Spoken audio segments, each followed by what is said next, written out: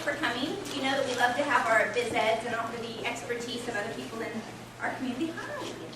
Hi. And it's so nice to see so many faces. June has brought a very good crowd, and I'm excited that all of you were able to make it. So as you guys know, there's so many companies nowadays really building their businesses from social media and utilizing technology to get the word out there and get their product out there, get their services out there. And the question always comes up is, how do you protect that? You know, what do we do about the liability around that?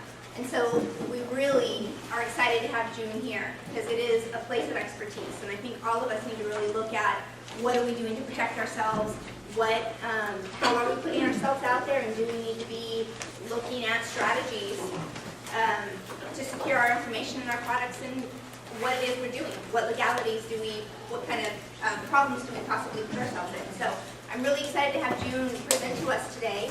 And thanks again so much for all of you coming out here, coming to a different location rather than collaboration. And it's great to see so many faces. So June? Great. Thanks, Jennifer. Yeah. Thanks for all coming today. It clearly is a hot topic, standing room only.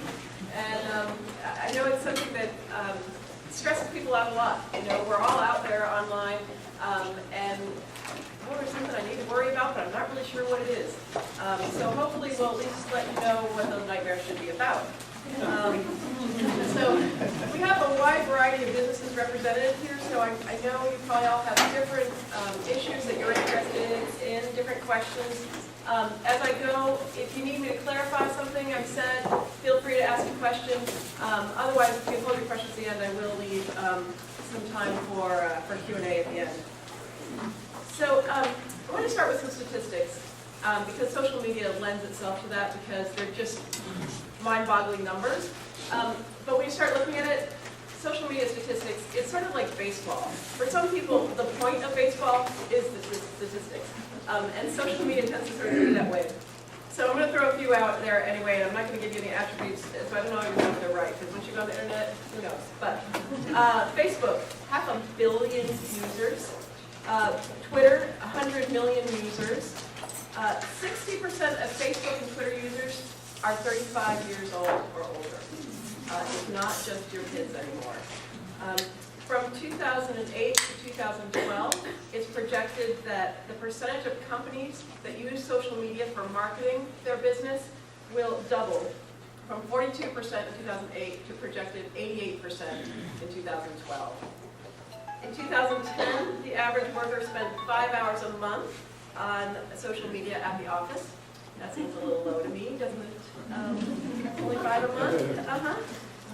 And then during the average 20-minute period in 2010, so we're taking 20 minutes, on Facebook, there were 1,587,000 wall posts, 2,716,000 photos uploaded, and 10,208,000 comments posted in an average 20-minute period. That's a lot of content out there, a lot of content. So social media is new, and it really is a new phenomenon in the scheme of time, and it's brought some changes to the legal landscape. But there's a lot of just old-fashioned legal issues out there that we've always had to worry about, and we still have to worry about. And the trick is seeing how those apply, how those old-time legal principles apply to these new technologies. Sometimes it's not immediately obvious. Sometimes it is immediately obvious. These days, you can probably rob a bank from the laptop sitting on your couch. If you're a hacker, you're good enough. You don't need the bandana, you don't need the 6-shooter to go in and rob a bank anymore. But you don't need a new legal principle to tell you, yeah, you can't do that. So some of these old principles still stand the test of time. And it's actually kind of old-fashioned for me to actually be here in the same room with you talking about this information. We could have done this by a webinar, or we could have had all this new technology, but I'm glad you're here, and I'm glad to be here. But the old-fashioned way, you'll see I've still got some of these legal principles that I'll talk about in social media. I've got my copyright notice on there. I've got my legal disclaimer, and we'll be talking about how to use those going forward. So here's our roadmap today. I entitled my presentation, Dancing Among the Digital Landmines. Boy, avoiding legal liability in social media. So here's some of the landmines that we're going to look at. We're going to look at other people's content. What you can use, what you can't use, how to use it. So, don't pick that up. Tort issues, how you might hurt other people, and therefore give rise to liability to you and your company through the postings that you put up on social media. So watch where you point that blog. How to protect your own content, like Jennifer talked about. We sort of think we've built this security, this Kevlar vest, this fortress around our content, and we want to protect it, we want to own it, but how good a job are you really doing with that? And then we'll talk about some employment practices, and there's dangers on both sides, for both employers and employees, that you need to be aware of. And then terms and conditions we'll talk about. This is less social media, it's really more your website probably, but we get clients all the time that want us to review their terms and conditions for their websites and the different things that they're doing online. So there's some issues that I want to address about that, and so we'll get to that. And I'll explain why I called it Which Wire Do I Cut when we get there. So what are we talking about? Let's talk about definitions here. So we're talking social media, so I thought I'd go to the source. Go to social media, go to Wikipedia. And so according to Wikipedia, social media are media for social interaction using highly accessible and scalable communication techniques. So it's an interactive dialogue. It's defined as a group of internet-based applications that build on the web that allows the creation and exchange of user-generated content, or it's consumer-generated content in the business arena. So the common thread is blending technology and social interaction for the co-creation of value. That sounded like a marketing buzzword to me there, but what are we really talking about here? We're talking about social networking platforms that we're all familiar with, and there's a lot more, of course, than I listed up here: Facebook, Twitter, LinkedIn, MySpace. There are review sites, places where people can review companies, review products, review businesses, whether it's hotels, the product they've used, the book they've read, all sorts of review sites. Sharing sites, YouTube, Flickr, Dropbox, sites and technology that's there that you can, and people can share different content with each other. And they can limit that universe or expand that universe. It's not so much generally websites. Websites tend to be more static. It's not so much an interchange, but it certainly includes blogs. I will talk about websites a little bit, and I will actually touch a little bit on email and texting as well, because it's all a great big world out there. It's all intertwined. So, what are some of these landmines that we need to watch out for? Let's start with other people's stuff. So there's some issues here. There's lots of cool stuff out there on the internet. It's all coming right to you. It's on your computer, it's on your phone, it's on your tablet. You're barraged with it all the time. So what is stuff coming at you? And it's cool stuff. You want to use it. There's someone, Jim Smith had this deep thought on Twitter, and God, that was profound. I'm going to retweet that. There's a product review on Facebook that, gosh, I'm going to share that so that my Facebook friends can see that. This chart really explains what I wanted to explain in my product demo webinar that's coming up. I'm just going to take that chart and put it in my webinar. Oh, look at this cool photo of David Beckham holding this product, with a little photoshopping. That could be my product. Maybe I'll use that. Oh, look at this pithy commentary on this blog over here. Wouldn't it be great if I had said that? Well, maybe I will. And maybe I'll cut and paste and put that on my blog. Look who's shopping in my store. Oh my gosh, it's our local celebrity. I'm going to take a little picture with my camera. Here she is now endorsing my store. Look at him, and I'm going to place that out there and show the world that so-and-so shops here. Oh, look at this YouTube video. This would be so cool to put in our new marketing piece that we're doing. I'm just going to take that off there and put it in my new marketing piece. And then there's that music that your teen friends ripped and put in their Dropbox, and your son now has, and he's been playing it, and it's stuck in your head, and that would be great on that video. I'm just going to take that little snippet from that music and put it in my marketing piece. It's all there. It's really cool stuff. But some content is obviously meant to be shared, and some is not. And it's hard to know what is what. I mean, retweeting, that's like the ultimate compliment out there on Twitter, right? Is to retweet someone. And other content is not meant to be shared. So really, it's important to know what is what, and it's important even when you're sharing content that is to be shared, that there's attribution to where you got that. That's why retweeting is okay, because everyone knows, hey, who said it originally. I'm not trying to tell you it was my own thought, I'm just sharing with you this other great thought that I found. So just because you can today, doesn't mean you can. You know, the technology is out there to do some amazing things, but just because you physically could, doesn't mean you can't. The big issue in the intellectual property is copyright infringement. So the technology is there to so easily infringe other people's copyrights. But there's an old-fashioned Copyright Act out there that says you can't do that. And taking other people's copyrighted property, their stuff, stuff that they have created, that can really result in criminal liability. It can result in civil liability with up to treble damages. So 3 times the actual amount of damage that you have caused could be the liability you're facing. And that's just old-fashioned copyright law. Yes? So what about Huffington Post? It's an aggregator that's using other people's copyrighted materials and making money off of it for advertising sales. Right. Well, there's a couple of things. One is it's a fine line between, first of all, they're attributing, and you can go back to the source. They are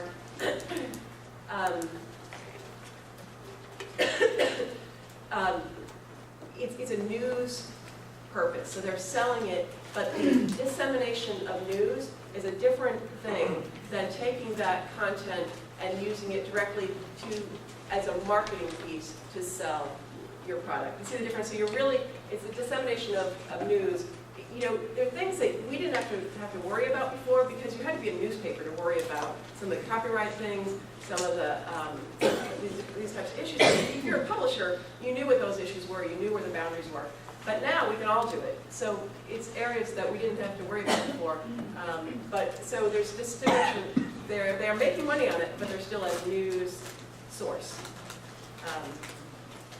So again, and that's old-fashioned copyright law. But how do you apply it in the new millennium? So, and speaking of the new millennium, we do have new laws though that address some of these issues. We have the Digital Copyright Millennium Act, which is not as newfangled as it sounds. It was actually from 1998. But so we're talking about who is liable here. You know, if you're Facebook and people are putting infringing content on there all the time, what's the liability of Facebook? Well, the Digital Millennium Copyright Act says it's not Facebook that's liable.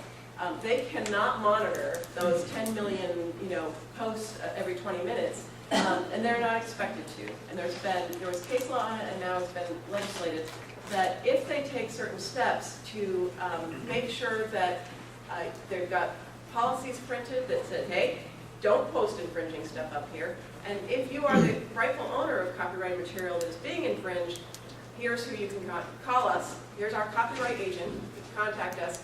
It's really funny. It's usually a street address. Write us a letter and mail it, and we will then take that content off the site. And then there's a process where the person whose content was taken down can protest and say, no, it's really my site. But so that's in there now of just process for how to do it and who is liable for that actual act. So it's not Facebook, it's not Twitter that's liable, it's the person who posts it that's liable. And it's not just copyright issues that are addressed in that. There could be all sorts of stuff that's posted. Maybe it's defamatory material. And again, Facebook is not going to be responsible. They're not going to be liable for that defamatory material. Yes, sir? Well, does that also apply to like Google Images? Like right now, a lot of our sites are getting hit with Getty. Is sending out a bunch of lawsuits basically saying that's part of our image. off our site, how did you get permission for this? If not, pay us, $1,200 and some dollars. Right. We're getting a lot of that. So Google's covered. If they display one of the Getty images, they're not liable, but just the people who put it on their own personal site or business site. It depends on the site they're putting it on. If they are posting it on a site that doesn't do any selection of what material goes on there, it's just an automatic, providing an automatic mechanism for other people to post, then the site host is not liable. It's the person who posts it. But it's right. I mean, whoever takes that picture, and they got a lot of pictures out there, they own that copyright. They have created that image, and that's theirs. You can't just go, oh, that's a really nice picture, and that really shows what I want to show. I'm going to use that.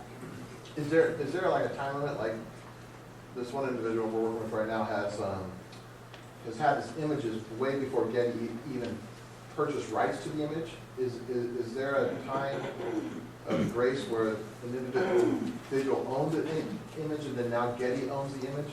Does Getty then own images and the rights to those images pre-date purchase, I guess? It depends on what their deal was when they purchased it. So did they purchase it? Did they license it? If they purchased it outright, then they've now purchased all the rights to it. If they've licensed it, then it might be for a time period. So it really depends on what their deal was, Getty's deal, when they got that right to in the first place, when they paid for that. Thank you. Okay. So there have been some exceptions to this, and again, it has to be sort of an automatic thing. There was a case recently in the Ninth Circuit that it was roommates.com, and they would match up people who had a room to rent and people looking for a room. And they wanted to make sure it was a good fit, right? So they asked all sorts of questions on both sides, and you had to answer these questions in order to register to use the site. So questions like, are you willing to live with a straight male, a gay male, a straight woman, a lesbian? Are you willing to live with, or do you bring to the living or situation children? These are all questions you can't ask, and these are violations of the Fair Housing Act. And roommates.com tried to say, we're not providing the information. We're not saying whether someone is or is not. The people are providing this content.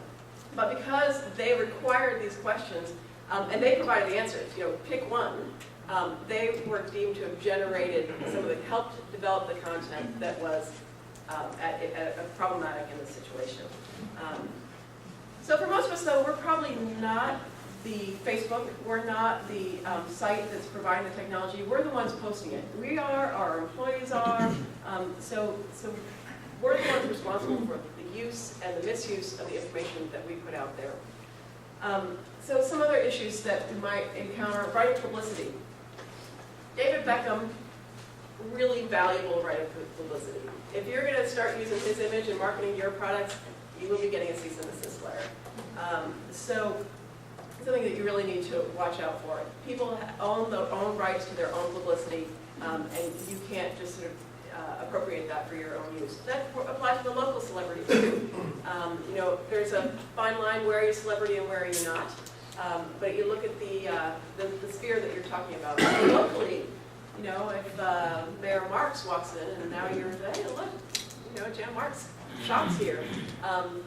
That might be something that she could have commercialized herself, and so maybe she is a celebrity in that. But if it's not a celebrity, maybe you're invading their privacy. So if you're a public figure, okay, you're sort of out there, and so you can't say, well, you invaded my privacy. It's like, no, we follow you all around. We look at everything you do. It's not a privacy issue. But if someone's not a public figure, then posting pictures of them online, you could be violating their privacy. Terms of use, all these social networking sites will, in their pages and pages of terms and conditions, are telling you, don't post copyright infringing materials, don't post defamatory material. And so when you do those things, you are not only facing liability to the person who you defamed or whose copyrighted materials you took, you may also be facing liability to Twitter, to Facebook. Because they have told you, you can't do that on this site, and if you do, we might have a cause of action against you. So it's additional liability out there. Trademark infringement. it seems pretty clear, you know, okay, I've got my trademark, you've got yours, I'm not allowed to use yours. But it's tricky stuff on the internet now. Some companies are using their competitor's name or the name of their competitor's product as a Google AdWord. So they'll buy the rights so that anytime anyone searches for their competitor, Google will give them links to their own product. In some cases, but not all, that's trademark infringement. And the courts go through their normal tests that they apply, but to get to the factors and whether there's a likelihood of confusion in the marketplace. So you can even though no one actually sees that mark, it can still be trademark infringement. There's also been cases where someone's developing a new iPhone app. And they really like this other iPhone app, and so I'm going to make mine look like that. Well, mimicking someone else's iPhone app can give rise to causes of trade dress infringement, copyright infringement. You know, again, you're stealing someone else's look, feel, something they've created. So you got to create it yourself. So what can you do to check yourself so you're not doing these things? So some best practices. And you'll hear me say this over and over again, company policies. You need to know what's going on in your company. You need to know who's doing what. It's such the Wild West now. It's a free-for-all. Anyone can post anything anytime, and everyone does. Well, if your employees are posting on your company website, that's now a company statement. That's company liability. So you really need clear policies on who can post and what they can post. And where are they getting the content from? You really need to be able to verify the source of your content. Did your employees create that? Where'd that picture come from? Where did you get this stuff? And be able to document that. Obtain permission if you're at all in doubt, or don't use it if you're at all in doubt. If there's a photo, who took it and who's in it? And do you have permission from the person who took it? And do you have permission from everyone who's in it? If that's too much to get, move on to the next photo, or go take your own, or hire someone to take it. And really watch the source of your content. Quick question about the photos. Yeah. What about buildings, properties? When there's use a photo of somebody else's building. You know, it depends. So first of all, the question is, did you take the photo? So the creation of the photo. So if you go out and take it yourself, then you've taken care of that issue. And then, again, it's sort of a public figure type thing. If it's something that could be commercialized, for example, stadiums, depending on the use that you're using, that might be a very public sort of celebrity building that you are now using that commercial. It's a right of publicity. You're using that building in a commercial manner to generate revenues for yourself. But it might be just sort of a generic building, not really identifiable. It might not be used in a commercial manner. So it depends sort of on the use and what it is. Well, what if it was a residence? Well, then you could be in a breach of privacy issue, depending on whose residence and what you're using it for. So, yeah. Yes? Webcams. Public webcams are out there, people walking by. How does that play into this issue? Well, it really depends again on the use that you're using it for. So that's not really, it's not being used for a commercial purpose. If someone, I go to Kennedy, they've got those webcams in the parking lot now because they've got so many cars broken into. So if they were suddenly to turn around and sell those videos, or hey, look who comes to Kennedy now, look at all these very important people who come to Kennedy, and use those for commercial purposes, that would be a problem. But if they're just using it for security, it's just internal purposes, they only pull it out when someone's car's gotten broken into, then they're going to be fine. For example, Lake Nacimiento Live, we have a webcam on those shores that's sort of focused in on the lake. Mm-hmm. The lake goes up, lake goes down, hits one, we have advertisers, etc. Do we incur any liability with that if someone is flying by on their jet ski or whatever? If people are just passing by, first of all, it's better if people know it's there, but sometimes that's just not possible or feasible, really. But if it's really just sort of a fleeting image, and it's just sort of to be able to watch the lake and see what's going on, it's not a big deal. If you were then to say, someone famous walks by, you start using that snippet to publicize who comes to the lake, then you've crossed the line. Okay. And that would apply also in cities and anywhere? Yeah, Okay. yeah. Thank you. What about photos taken at public events? Like we're a nonprofit with fundraiser, we take some photos of what's going on and put that on Facebook.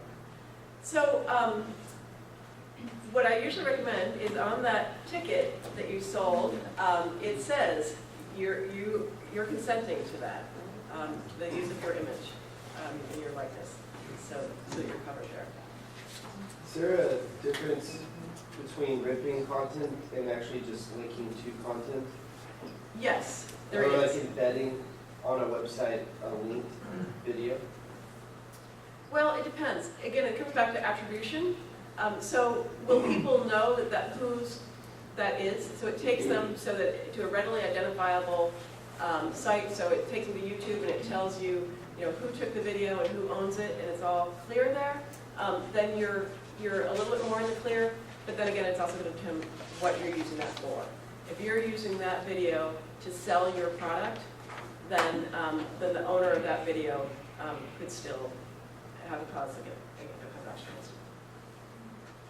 Yes. When it comes to managing other clients' pages, or for instance, we were managing their Facebook page, and they host an event, we're not looking to make any money off of advertising the event or because it's a public event, but if we post images after the fact, at which point do we remain at marketing firm rather than an information agency? At which point, where we post images, are we not considered the same as a newspaper? We're just providing information. You are not providing this information. You are not. You're making some very subjective decisions about. You took all these photos. Okay, well you decided what to take, and then you culled through them, decided which ones to post. So you're making some judgment decisions on what to do, what's posted, and how that information is used. So you're not the same as Facebook in that case. You're too involved. Okay. All right, so let's move on to some tort issues. We've talked about some. Defamation is something you need to worry about. Defamation is, in this case, would be libel. Okay, there's slander, there's libel. Slander is spoken. Libel is, under the California Civil Code, libel is a false and unprivileged publication by writing or other fixed medium that's fixed representation to the eye, so something you can see, which exposes any person to hatred, contempt, ridicule, or has a tendency to injure their occupation or their reputation. So it has to be false. It has to be. It has to injure them. So people are pretty freewheeling with what they say out there about everyone else. So if that's now on your company website or your company blog or your company postings, you need to worry. And it might not be you, it might be your employees, but that's something that you really need to think about. It could be a claim for intentional infliction of emotional distress. We've all heard about the cyberbullying cases. And in the the really well-known cyberbullying case, the 13-year-old girl who committed suicide after her former friend's mother, really, she, if you haven't heard about it, she pretended to be a young teenage boy on Facebook and friended this young girl, and then after sort of befriending her and making her think she was pretty cool, then just destroyed her. The world would be better off without you, all that stuff. And she, 15 minutes after this posting, she committed suicide, and her mother found her. Gosh, sorry, I got an 8-year-old. But she got off because there's nothing to deal with this. And so there's been legislation since then in different states to deal with this. In California, the education code has been amended to include bullying by electronic communication is a form of bullying which is already addressed under the education code. In the workplace, where you need to think about is cyber harassment. There's all sorts of harassment in the workplace that is not tolerated. And if you do it online, that's still harassment and still needs to be worried about. The same as it was, people posting crude pictures in the break room and all that. Now they do it online. It's still illegal. Yes. Question on that libel specifically.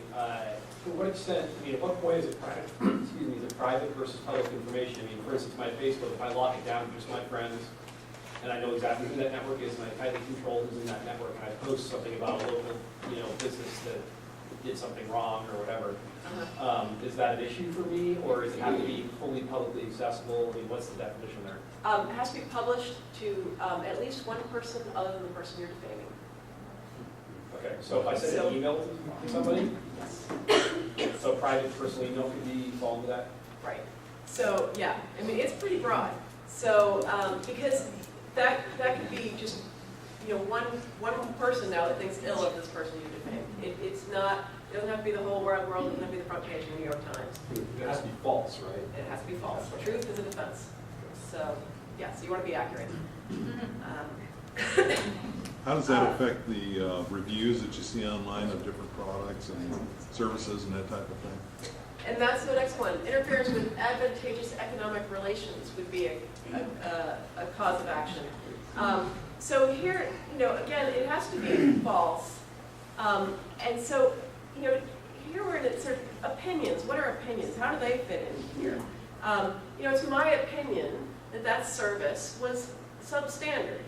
So that's, that's probably going to be okay. But if you go on someone's review site and say, I stayed at this place and there was a rat in my room, and there was no rat in my room, that's that's a false statement that you're making that's going to hurt someone's business reputation. It's going to hurt their business. Now, so the interference with advantageous economic relations, it's actually an intentional tort. So I know no one here would go in there and lie about their competition. But what about that overzealous employee that you had that pep talk and gosh, we really need to crush the competition on this one. They're like, I know what I could do. I can go on. And now they're doing it on company time, on company computer. And now they're representative of your company and really interfering with someone by posting some bad reviews that could lead to fewer customers or whatever it is for that business that they're reviewing. Which is the vicarious liability, your company being liable for the acts of your employees or your other agents, or maybe it's your marketing agent. Yes? So if you've ever read the Tribune comments? I'm sorry, can you speak up? The Tribune comments, they're usually always anonymous, and Right. they're always defamatory. Right. 90% of them. They're... I mean, there's a very easy way for Tribune to control that. Right, but So we all have to read wouldn't those they be things. liable? I mean, wouldn't they be part and parcel if someone said something that was really defamatory and something happened badly? Wouldn't the Tribune, as well as the person who wrote those defamatory remarks? If the Tribune is not censoring it, it's like, it's an automatic process. You post, it goes up. Then the Tribune is probably not going to be liable for that. But certainly the person who's posting it could be. And so, there again, it's just, is it worth it? Most people consider the source. It's an anonymous posting. We all know there's all sorts of garbage out there. So it's probably not worth it. But yeah, I mean, if you could prove it's false, who did it, then you could have a cause of action there. Yep. In terms of your own employees, and your own presence on the web, I guess I'm thinking like a handbook or something. Do you need to actually specifically state something related to conduct online if that's an important thing? In other words, Yes. most have some kind of statement about inappropriate behaviors cause for dismissal, whatever. But you need to actually state something about online. Yes, and I'll get to the employment practices, but yes, your employment handbook and really clear policies are going to be really important here. So yeah. Okay, so clear policy, best practices, clear policies, and those things we've talked about before. Okay, so how strong is your own protection of your content? So 2 issues I want to look at: your intellectual property rights and disclosure of proprietary information. So when you post your copyrighted information, so copyright attaches as soon as you create something. So you take a picture, you write a great paragraph. As soon as you've written that, it's original thought and content from your head, you've created, the copyright attaches automatically. It's not like a trademark where you have to go out and register it. In order to enforce it in court, you are going to need to register it. But you can do that, right before you file the complaint. So you create stuff all the time. If you had to go file a copyright registration for all the stuff you created, it's not that expensive, but you'd be doing it all day long. So it's just not worth it. But as soon so you own that copyright. But as soon as you post it on Facebook, you've given a license to Facebook to do that, to display that information, right? You've also, depending on the terms and conditions of those sites, in Facebook, Twitter, Dropbox, they're all different. So you kind of, when's the last time anyone read the terms and conditions on a social media site? Yeah. You just click that, yeah, I accept whatever, and move on. But it kind of matters when it's your business content out there. So you're giving a license to them to use that. And you're giving, it might be a limited one-time, hey, as soon as you delete that information off your Twitter thing, Twitter deletes it and it's gone. Facebook, it's an irrevocable perpetual license out there. Because that stuff lives forever. You think you deleted it? Yeah, you didn't really. And next time someone Googles it, it shows up in the cached part, and that stuff is out there. So you're granting a license out there. So it's your copyright material, and you need to know what's happening to it out there. Now you still own that copyright. You're given a license to Facebook, whoever, and they've given a license to others to read it, to retweet it, to share it, and that's part and parcel of what goes on there. But it's not a license to third parties to use your content for commercial purposes.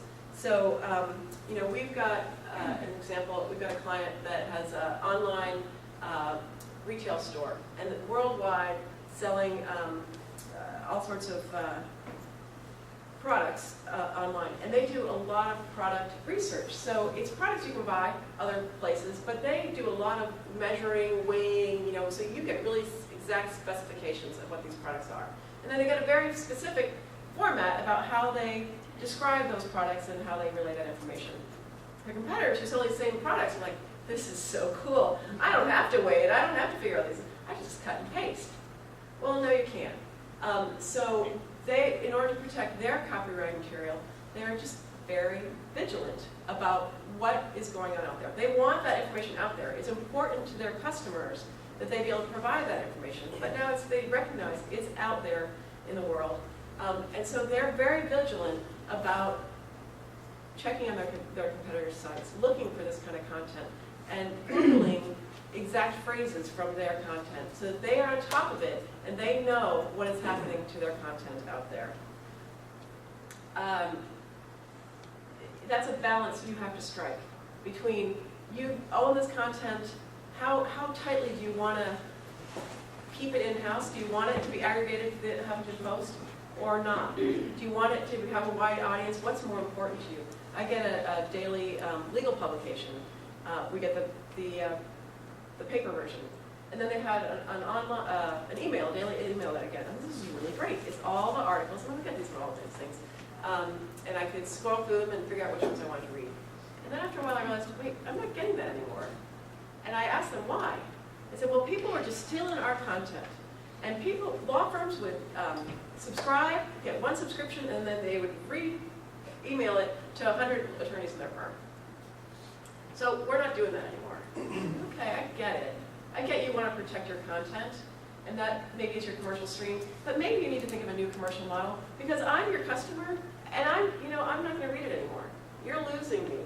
Because now I have to go back to the print version, because I don't remember on a daily basis to go check your website. I need that daily email. So where's the line for you? And it's very business specific. Where's that line for you in protection of your content versus accomplishing your commercial goal? Disclosure of proprietary information. With a click of a button, you can screw up all your trade secrets. You've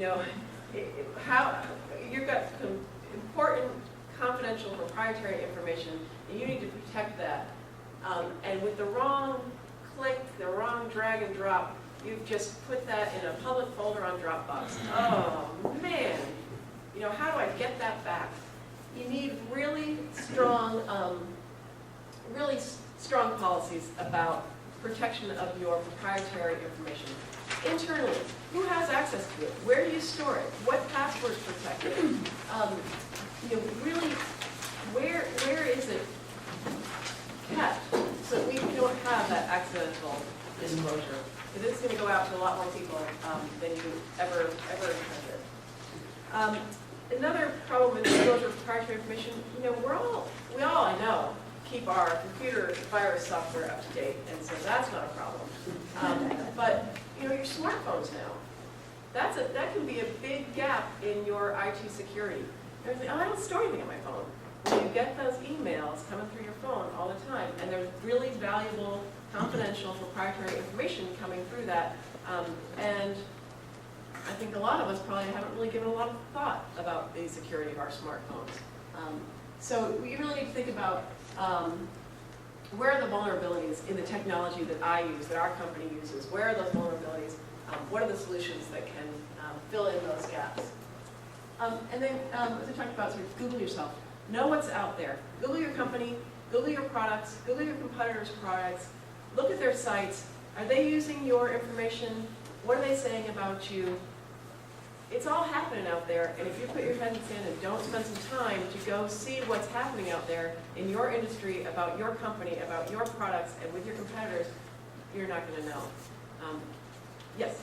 So are they not allowed then, say, our company name, allowed to post our company name in their site stating that they're one of our competitors and they don't think we're strong, I mean, that type of thing? Well, how does that work? So they can. There's some fair use exceptions to trademark use. So again, it'd have to be true, right? Or enough clearly opinion that they can get away with it, so it's not defamation, not a false statement. But if they were to use your trademark to sell their own products, then that's a problem. But you can distinguish your trademark from someone else's product. You have to. It's always good product practice to say, XYZ is a registered trademark of ABC company, so that you're clearly not trying to use their trademark, and you're not trying to get any rights in that. But yes, you can make those kind of comparative statements. Okay, so moving right along.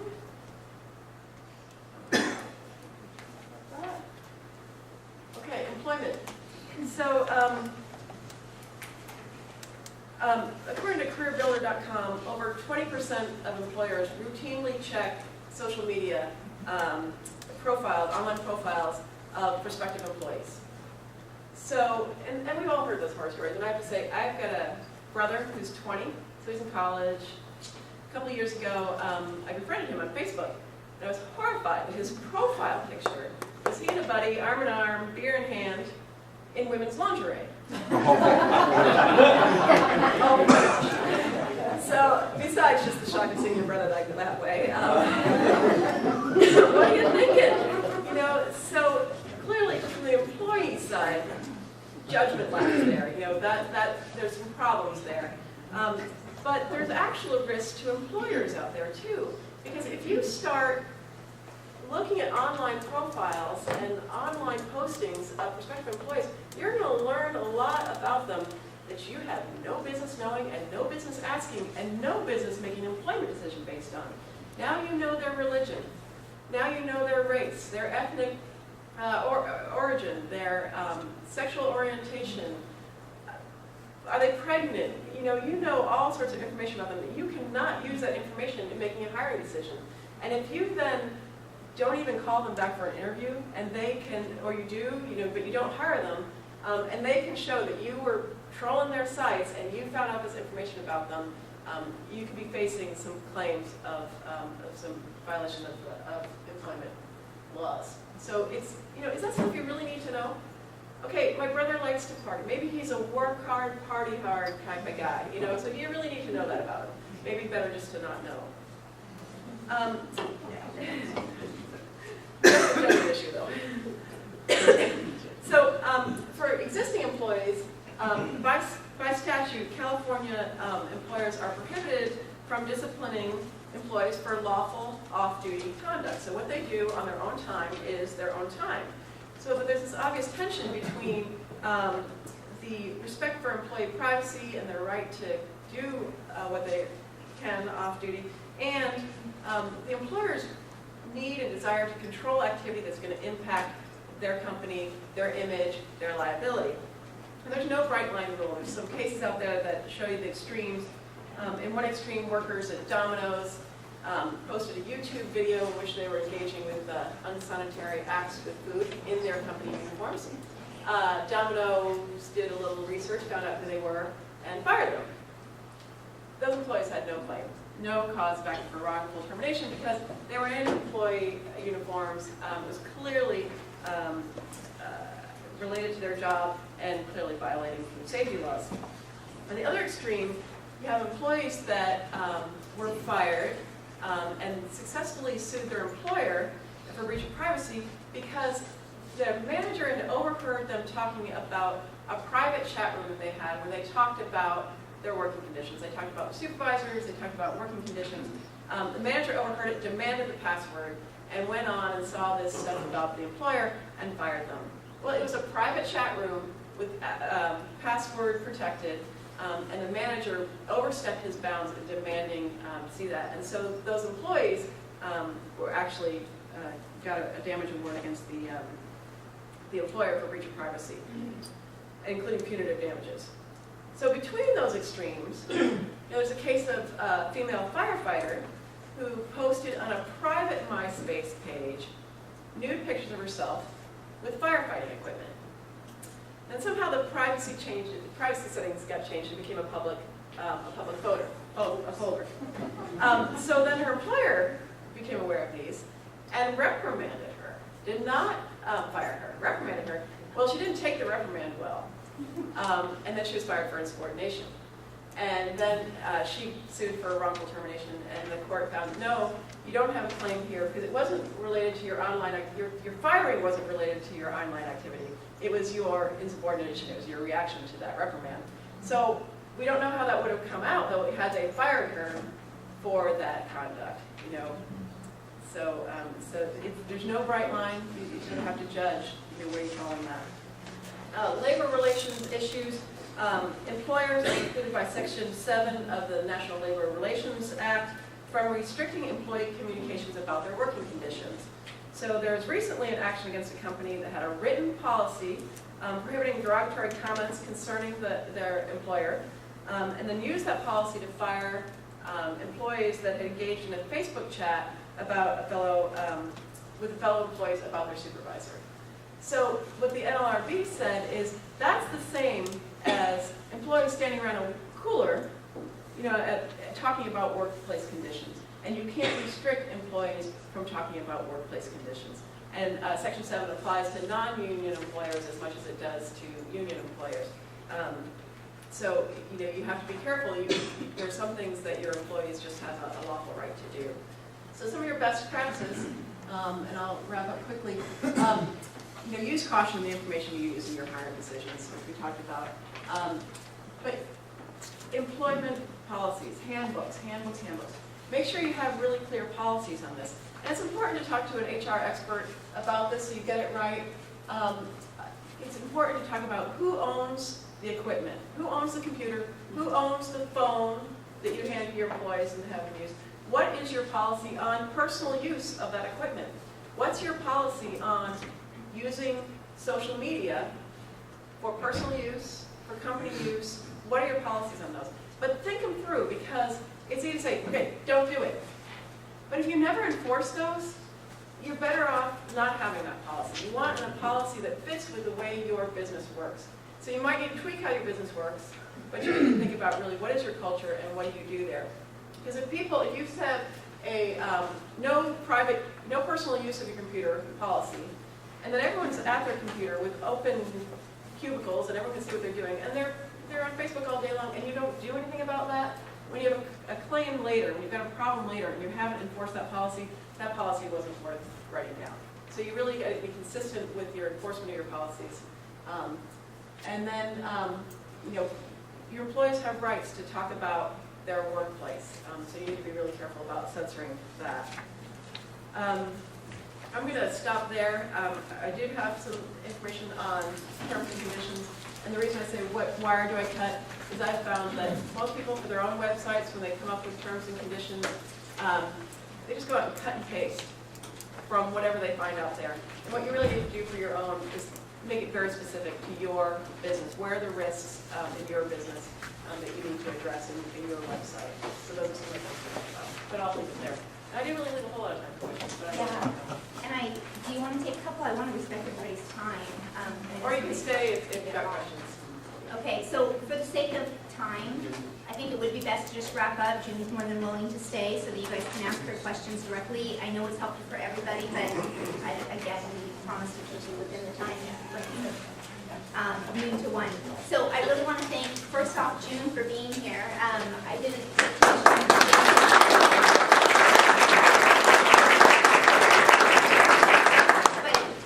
June's law firm is an extremely reputable one and one that we use for many of our clients. As you guys know, Collaboration is a local consulting firm that works with many small to medium-sized businesses here on the Central Coast, and we value education. And as you've seen in this information today, just by the choice of words, it's not common talk. All this information is so new. Technology is constantly growing, and every day there's new information.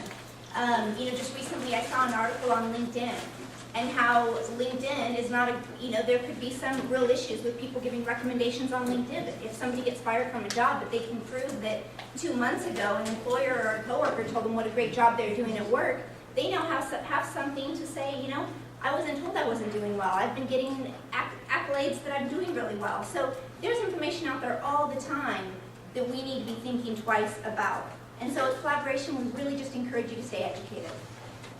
We provide our BizEd lunches so that you can. And so if you guys are not receiving our emails, please go to our website, sign up on our newsletter emails or our newsletter sign-up sheet so that you can get our information. But also, as leaders in your company and leaders in your industry, do yourself the service of spending valuable time each week educating yourself on new information. Because it's so important to stay on top of this. There were so many good points that she said here, just about what are our employees doing? What kind of snippets of information are our employees taking with no fear of doing something wrong and placing it in our social media just to show that we're connected to the community? There could be some liability there, and we as leaders need to make sure that we're on top of what our employees are doing. And that's just one piece of what you spoke about here today. So June, thank you so much for your valuable information. Thank you to all of you for coming here today, and we hope to see you again next month.